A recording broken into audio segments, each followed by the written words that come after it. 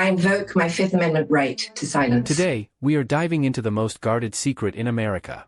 Ghislaine Maxwell is back in front of a committee, and the unredacted Epstein files are finally being seen by Congress. Is this the moment the world finally learns the names of the powerful men involved? Let's break down the files. Ms. Maxwell, did you, at any time, play any role in Jeffrey Epstein's activities involving the recruitment, grooming, or trafficking of young women or girls? I invoke my Fifth Amendment right to silence. Yep, that's pretty much what happened yesterday when Ghislaine Maxwell chose to stay very tight-lipped in front of a congressional committee investigating Jeffrey Epstein. The question is why? For the convicted sex trafficker who already said so much to the Department of Justice last summer, is she hiding something, or is she doing something far more strategic? Especially now that members of Congress can review unredacted Epstein files and are making quite the wave over what they're finding. Oh, and this on top of a new revelation that the president may have spoken to the police about Epstein. So much to get to. Welcome to Sidebar, presented by Law and Crime. I'm Jesse Weber. By the way, talking about the Epstein case and how it rapidly develops every second, staying on top of the news today is so important. But the problem is there's so much media bias. Who knows what to believe? That's why I want to introduce you to our sponsor, Straight Arrow News. Why? Straight Arrow News is a personalized news platform that gives readers fact-based journalism to inform and build trust. You know what? Their media mist tool, it shows readers headlines that are not seen on mainstream outlets, providing useful commentary that cuts through all of that sensational spin. And their site and their app, it points out all this bias with a media landscape tool to group sources by political leaning for full transparency. So look, if you're ready for a better way to get the news, go to san.com/sidebar or just click the link in my description. This is Straight Arrow News. Skip the drama, get the facts. Welcome back to trustworthy journalism. As expected, Ghislaine Maxwell took the fifth and refused to answer any questions. This obviously is very disappointing. We had many questions to ask about the crimes she and Epstein committed, as well as questions about potential co-conspirators. We sincerely want to get to the truth of the American people and justice for the survivors. That's what this investigation is about. Yeah, as covered in that C-SPAN clip, you have Representative James Comer explaining how Ghislaine Maxwell, Maxwell appeared via video link from her prison in Texas. Every single question about trafficking or recruitment was met with the same answer: I invoke my Fifth Amendment right. Her silence is deafening, and it's clear she's playing a high-stakes legal game for her freedom. A woman who was convicted of sex trafficking minors to deceased financier Jeffrey Epstein, and she was sentenced to 20 years in prison. She chose to plead the fifth when asked and questioned during a sworn deposition in front of the House Oversight and Government Reform Committee. They had been investigating Jeffrey Epstein, meaning invoking her right against self-incrimination. Now, she was being deposed over video while she's currently housed at a prison camp in Texas. This was through a subpoena to provide testimony. And look, while it is her right to do this, why? Why did she not provide information about what she knows? Well, let's hear directly from her. Ms. Maxwell, were you a close friend and confidant of Jeffrey Epstein? I would like to answer your question, but on the advice of counsel, I respectfully decline to answer this question and any related questions. My habeas petition is pending in the Southern District of New York. I therefore invoke my right to silence under the Fifth Amendment to the U.S. Constitution. Let the record reflect that Ms. Maxwell has invoked the Fifth Amendment against self-incrimination. Ms. Maxwell, please be very clear. Are you declining to answer the question put to you solely on the ground that you believe the answer will incriminate you? I invoke my Fifth Amendment right to silence.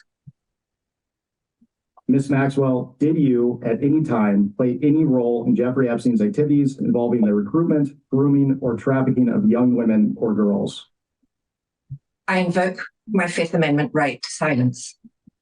Let the record reflect that Ms. Maxwell has invoked the Fifth Amendment against self-incrimination. Ms. Maxwell, please be very clear. Are you declining to answer the question put to you solely on the ground that you believe the answer will incriminate you? I invoke my Fifth Amendment right to silence. Ms. Maxwell, have you ever coerced, directed, or otherwise instructed any young woman or girl to provide sexual favors to Mr. Epstein or any other individual? I invoke my Fifth Amendment right to silence. Let the record reflect that Ms. Maxwell has invoked the Fifth Amendment against self-incrimination. Ms. Maxwell, please be very clear. Are you declining to answer the question put to you solely on the ground that you believe the answer will incriminate you? I invoke my Fifth Amendment right to silence. Ms. Maxwell, Can you please provide us with all the names of other additional co-conspirators to the crimes perpetuated by you and Jeffrey Epstein?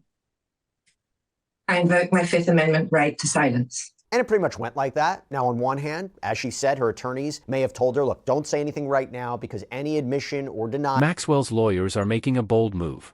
They claim she is ready to tell the unfiltered truth, but only if she gets clemency. She is dangling her secrets as a carrot, trying to trade names for a pardon.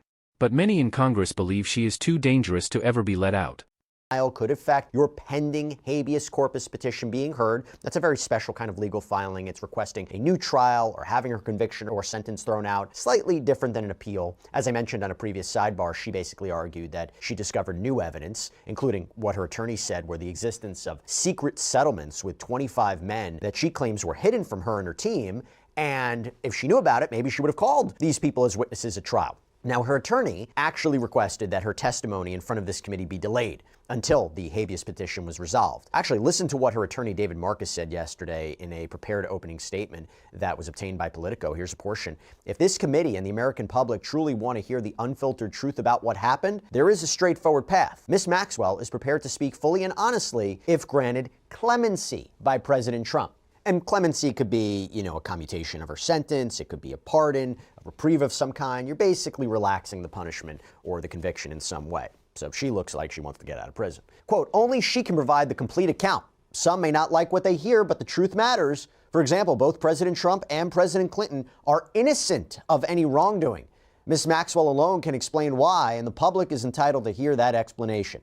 By the way, he had previously written in a letter to the committee on January 21st, quote, she welcomes the opportunity to share the truth and to dispel the many misconceptions and misstatements that have plagued this case from the beginning. And you had House Oversight Chair Representative Comer indicating outside in the hallway that after listening to the survivors, he doesn't believe she should be granted immunity nor clemency because she is a very bad person.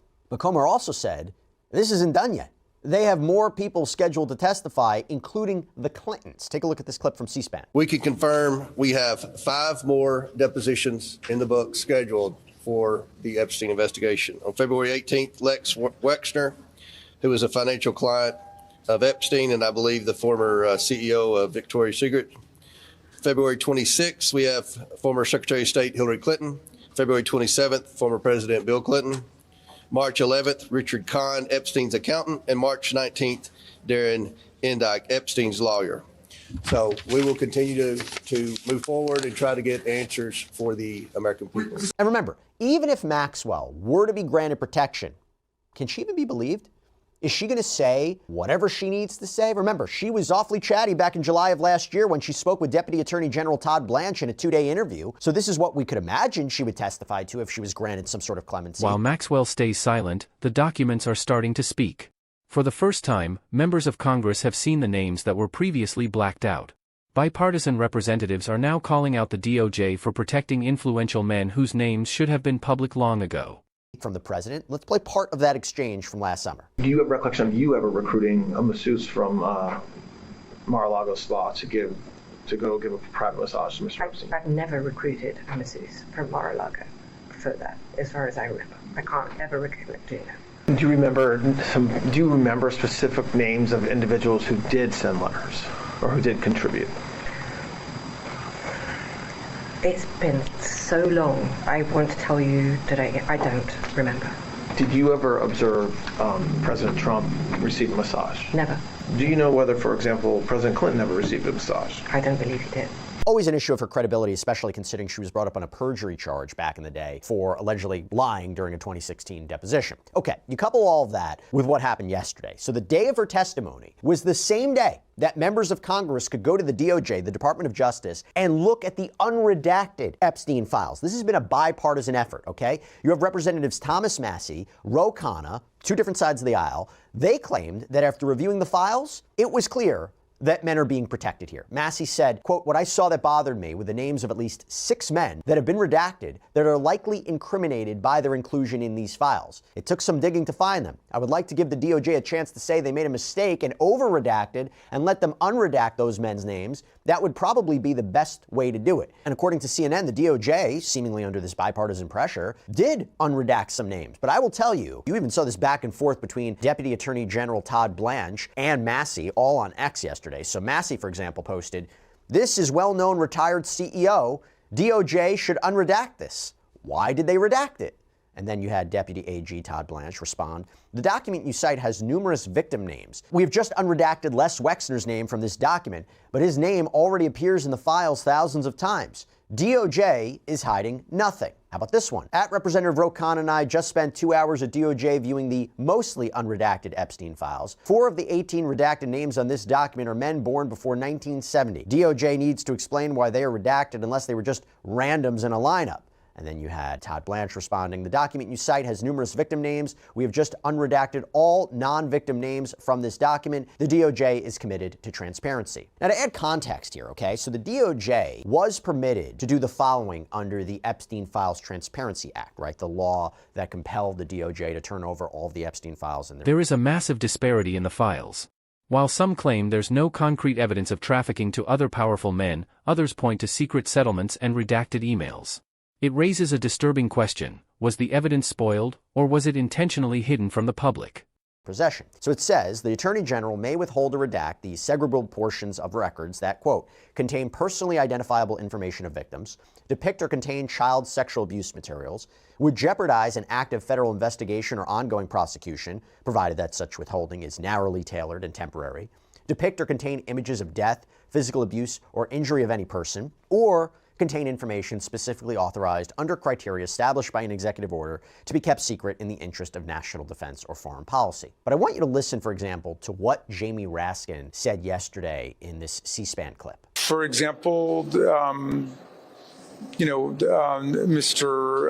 Wexner, his name was redacted from a government document, and I couldn't understand the logic of that. He was not a victim, and his name has appeared other places. Now, the Department of Justice has not sent forth its so-called privilege log, so it's not explained yet why there might be certain redactions that have been made.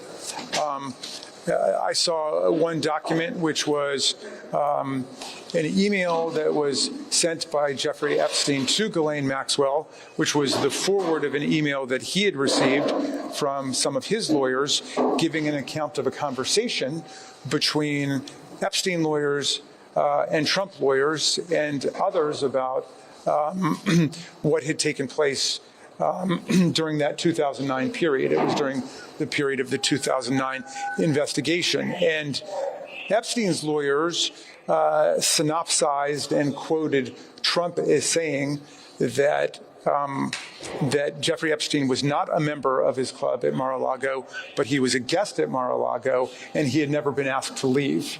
And that was redacted for some indeterminate, inscrutable reason. I know it seems to be at odds with some things that President Trump has been saying recently about how he had kicked Jeffrey Epstein out of his club or asked him to leave. And you heard the name before, but Les Wexner is the retail guru behind Victoria's Secret, a known Epstein associate. Epstein apparently managed his finances at one point, but he's denied any involvement in the past. And by the way, I will also say there was an internal FBI document that suggested, quote, there is little evidence regarding his involvement. Now, I actually did a sidebar yesterday on how the Epstein files reveal all of these internal FBI memos and communications that suggest there's not actually any concrete evidence that Epstein trafficked girls to other men. So the question is, what is going on here? There seems to be a disparity. Again, is Maxwell hiding something? In a hearing before Congress last year, you had FBI Director Kash Patel emphasize this, saying there was no evidence of this trafficking. Quote, if there were, I would bring the case yesterday that he trafficked to other individuals, and the information we have, again, is limited. Now, I got to talk about the President Trump of it all, because this came out, too, yesterday in a very big way. So according to an FBI report, Trump seemingly called a Florida police chief back in the early 2000s to talk about Jeffrey Epstein. New FBI reports reveal surprising phone calls from years ago. It turns out, high-profile figures were alerting the police about Epstein's behavior long before his arrest. This shows that the truth was known in certain circles for decades, yet nothing was done until it was almost too late.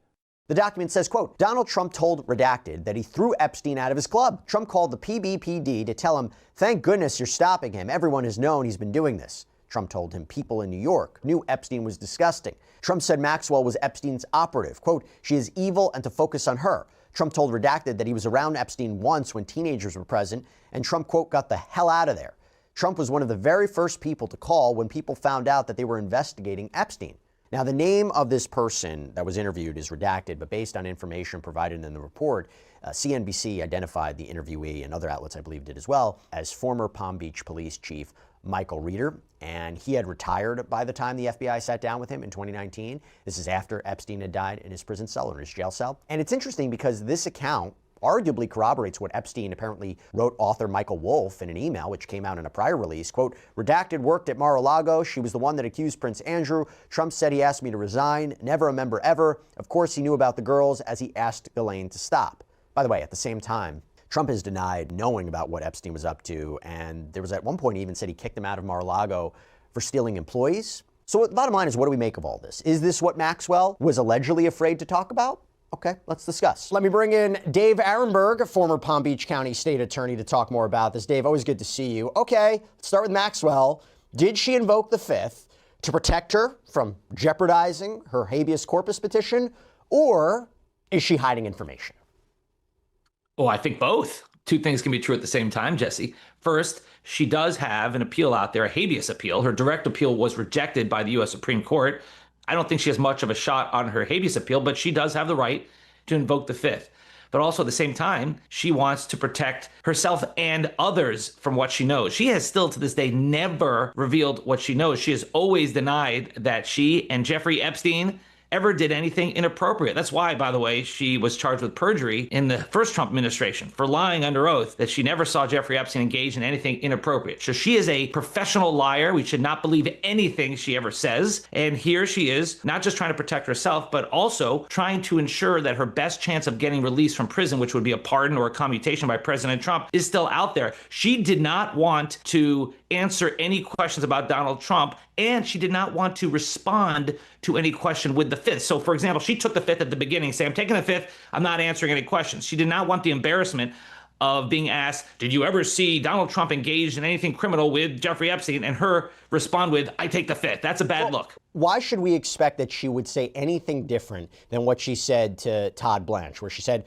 there was no massages. I didn't see the president get a massage. I don't think Clinton did anything wrong. If she's granted some sort of clemency, if she's granted immunity in her testimony, if she got all the protection in the world, do you anticipate she would say anything different? As the investigation moves forward, 5 more high-profile depositions are scheduled, including former government officials. The web is expanding. Maxwell knows the names, the dates, and the locations. The question is, will she take those secrets to the grave, or will the files expose them first? Well, implicate people and implicate these unknown people and all this? Do you think she would say anything different? Well, she talks outside both sides of her mouth. In her habeas petition, she said that there were 25 individuals that she knows of who cut civil deals. I don't know if she knows the identity of them. She just knows that, right? She said there was 25 people who cut settlements, and she would have called them as witnesses had she known about it. I don't know if she knows the official identities. Maybe? How would she call them as witnesses if she didn't know the identity, right? I mean, it's hard to believe that Ghislaine Maxwell, who was the devil's accomplice, wouldn't know the identity of the alleged people that these girls were trafficked to. So I remember she was convicted of sex trafficking. Who were the recipients of the sex trafficking? Was it just Jeffrey Epstein? So she knows names. Now, whether she'll reveal them or not, she's never done it before, but she wants to save herself. So she said that, her lawyer said that she would tell all if she could get clemency from Trump. She will exonerate Trump. She will exonerate Bill Clinton. She will say everything for the first time what she knows. So she's just in it for herself. She knows information, and she's trying to dangle that as the carrot to get herself released. Do you think do you think that's a realistic possibility? Because I played it before. You know, Comer says she's basically a really bad person, that she's been called a monster. You hear this bipartisan appeal where both sides are saying she should not be granted any protection whatsoever. She's a monster. She's a convicted sex trafficker. Without getting too political, do you think that there is a possibility she could be granted a pardon, some sort of clemency, and she then speaks freely and testifies and whether it's in a public forum or in a deposition that may or may not be released. Do you think that that is a possibility here? I think it's a real possibility if she's granted a pardon or a commutation of her sentence on Trump's way out of office. The Epstein files are a puzzle with many missing pieces, and Ghislaine Maxwell holds the key. Whether through a pardon or further investigation, the truth is slowly leaking out. If you want to stay updated on this case and more criminal breakdowns, subscribe now. Thanks for watching. Remember, she did a 9-hour interview with Todd Blanche, and after that interview, she